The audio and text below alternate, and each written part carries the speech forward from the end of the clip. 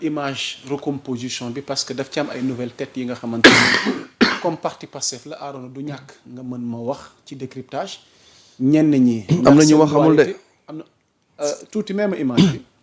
xaw ma ñëpp de. ñu tàmbale ko ci Bassirou Kébé qui récemment ñu limogé woon ko SNHLM ci direction bi tey ñu jox ko responsabilité ci architecture bu bees bi nga xamante ne moo am biir Pastef quel décryptage par rapport à ça. ok. ci jigéen ñi nga gis soxna Khadija Mahécor Diouf gis nga soxna Khady Diène Gaye ministre sport bi Abbas itamit Daouda Ngom El Malick Ndiaye Moustapha Ndiek Sarré Mohamed Ayib Daffé mi ngi noonu Fadilou Keita Amadou Ba mi yore culture beeg artisanat bi. ok waaw. Daouda je le connais pas bien. Daouda Ngom monsieur le ministre Daouda Ngom. waaw mën nañu dowaat image bi. waaw tuuti bàyyil ñu image bi Arona décrypté laataa ñuy jàll ci yeneen point. Daouda je le connais moi je sais que moom moo jugee environnement dem. enseignement supérieur dem enseignement supérieur. tase woon nañ Pikine ci bi ñuy def visite bi sur la réserve naturelle des Niayes. de Pikine et Dépendance mooy technopole bi. waaw su ma nee je le connais pas bien mooy politiquement. politiquement mënuma ko juger. parce que xaw ma déjà fan mooy feefam. ci Sénégal yàggul dara amal nañ fa inauguration. Fissel Mbadane Fissel fu mu war a nekk Kaffrine. Fissel waaw. su mu juumul. donc El Malick Nord Jolof moo dëkk ci fi Aly Ngouille dëkk. donc da ciy baax nga am ku nga xamante ni day jël côté Daara Linguère Sagata jàpp Jolof bi yooyu noonu yëpp. région de Louga bi. nekk aussi deuxième personnalité. fidèle la ci combat bi. loyal aussi ci combat bi. donc c'est bon nga maintenir ko. Abbas booy disco la. mooy nante bi booy xoolee fii nii yëpp moom mooy guerrier bi. mooy xam nga aussi booy dem au front da ngay soxla ko nga xamante ni guerrier la kastou la. Abbas mooy kastou bi mooy bon kii la monsieur le maire la aw ma droit utiliser yenn termes yi sax ci. parce que lu mënti wax kii la quoi personnalité la. surtout personnalité publique mais moom mooy aile dure bi. waaw mooy jouer rôle Omar fii mooy jaas yi. ku mën a dégg di nga mën a ku am dégg-dégg di nga mën a dégg fi may waxee. certes il n'est pas de Dakar il est de Mbour. aussi Petite Côte mais am na fu combat di soxla da ngay soxla posture am. parce que voilà quoi c'est la tête dure. monsieur le maire maa ngi lay nuyu. Sarré boy banlieue le Pikinois aussi. donc da ciy baax nga am ko ba pare man je le trouve très très très très très respectueux et très sage aussi beneen waaw très respectueux et très sage. Daffé il a toujours été là. loyal aussi fidèle ba pare sudiste il reste ba pare il fait pas trop de bruit. Fadilou oui moom it le combat da ngay soxla xale da ngay soxla ko nga xamante ni. dala ciy jàppale surtout que moom aussi li mu occupé. mën naa ni mooy argentier bi ah. waaw fi mu nekk position bi mu yor. Financièrement il est bon. dans un front aussi booy dem da ngay soxla ku mel ni Ousmane. waaw saxaaba yi ku nga xamante ni moo yoroon alal bi. Mahécor jigéen la. xale la géejawaay jeune la. combattante la ba pare elle est très fidèle à Pastef très fidèle à Ousmane Sonko malgré les critiques yi muy jot au niveau de Golfe Sud. parce que population bi nee nañ mairie bi da ko dépassé da ko ëpp doole. elle traîne à faire beaucoup de choses au niveau de Golfe Sud. la population de Golfe Sud ñoo ko wax dëkkuma Golfe Sud. Khady Diène oui sport jeunesse. man mooy sama ministre parce que organisation bi ma nekk ak organisation yi may jiite c'est la jeunesse et autres mais je le sens pas trop dans les activités de jeunesse. oui. ak ni ñuy waajalee JOJ. oui moo loolu raison de plus pour nga bàyyi ko fi. il y a 2 ans JOJ 6 mois moo ci des. oui donc raison de plus pour nga bàyyi ko fi. ok mais tu dis que tu ne le sentiroo ko. oui en tant que jeune oui. en tant que jeune bien vrai que du ma jeune mais en tant que jeune oui. ana beneen image bi. ok pas Fadilou sax Bassirou mën naa ni mën naa ni mooy pipite bi mooy la relève du parti. Il est en train d'être préparé parce que am na lu bari lu nga xamante ni mën na dal ñu bari mais moom du ko gaaw a dal parce que mooy financièrement wala économiquement am na une bonne assise. ba pare il a été limogé lu yàggul. am na ay principe yàgg na génn di kaas. loolu c'est selon Pastef mais selon Diomaye beneen discours ngay dégg ñu ko koy waxal. nag nekkuma fii pour loolu. Amadou Ba le Thiessois mën naa ni mooy doon la réplique de Babacar Diop maire du Thiès. C'est Amadou Ba la partie opposée. Donc si Diomaye commence à avoir benn tànk biir région de Thiès par le biais de Babacar le maire de Thiès. Bon, Amadou Ba fera le job contraire. Mooy si Babacar tire pour Diomaye, Amadou va tirer pour Sonko. te ñu bari ñu ngi doon wax moom pro Diomaye la mais lii nii day confirmer ni du pro Diomaye pro Sonko la. En plus ci groupe bi mooy homme de droit bi. mën na lire texte yi mën na interpréter. mën na aussi préparer lépp luy texte et autres. Donc d'une manière ramassée j'ai retrouvé des personnes yi nga xamante ni ils sont fidèles à Ousmane Sonko. Ok. Loyal à Ousmane Sonko. Je doutais un peu ci Amadou Ba mais bi nga ko gisee fii. ça confirme nettement que. Machallah. que voilà mais gisuma fi ku dëkk Est. Birame Souleye. Est Birame fii la bokk Thiès la bokk tuuti.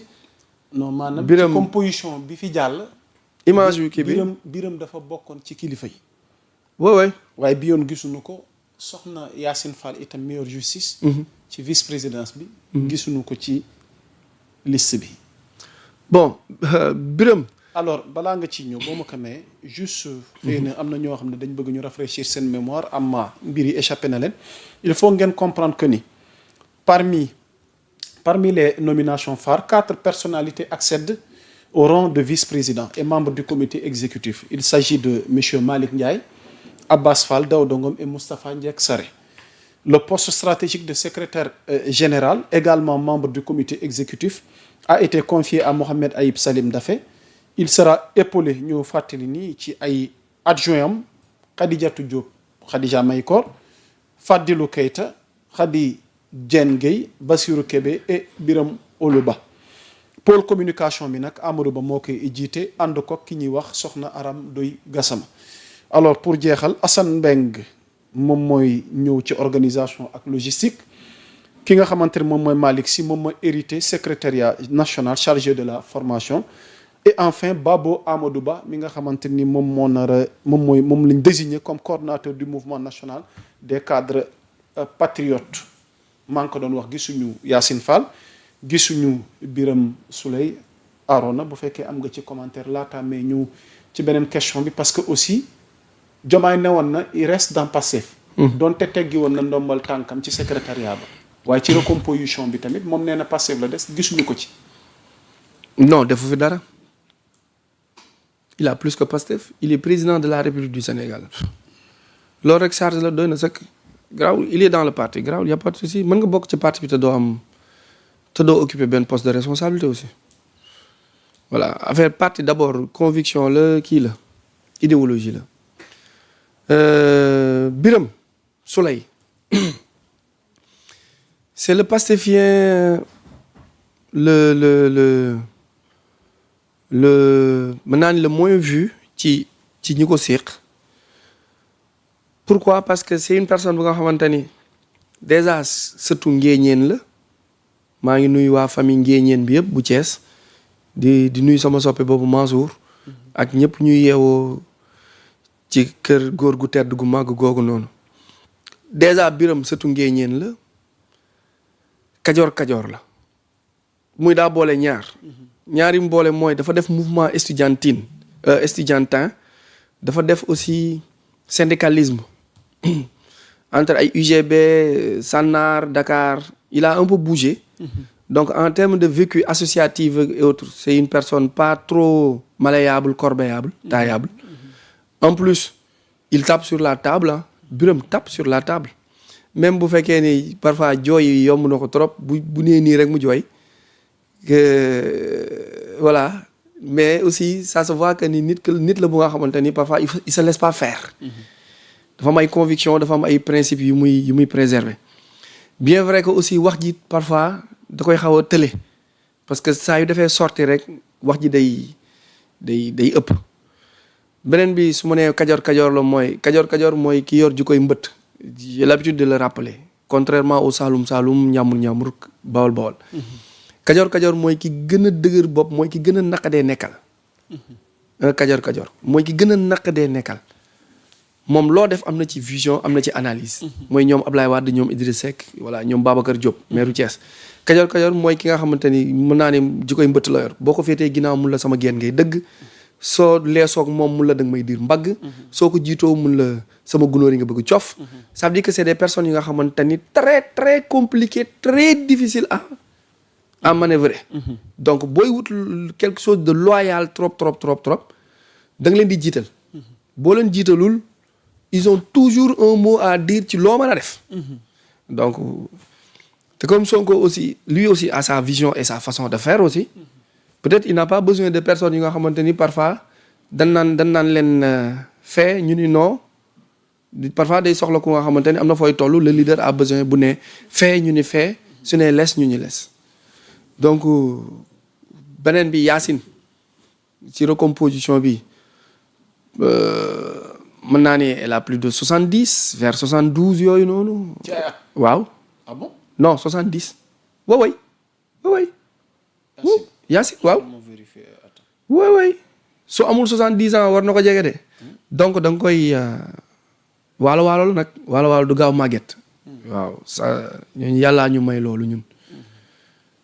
gattax gi doon lekk la ak njamba yi. waaw mooy suppu jën.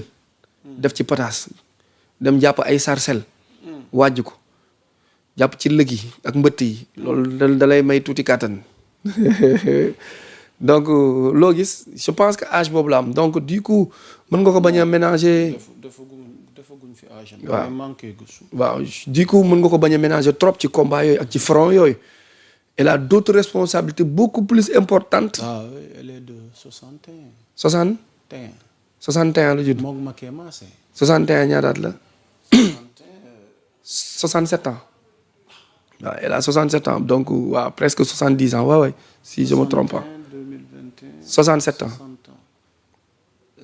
65 ans. 65 ans. donc yooyu yëpp c'est des choses yu nga xamante ni war na ko mën a xoolaat. ok voilà.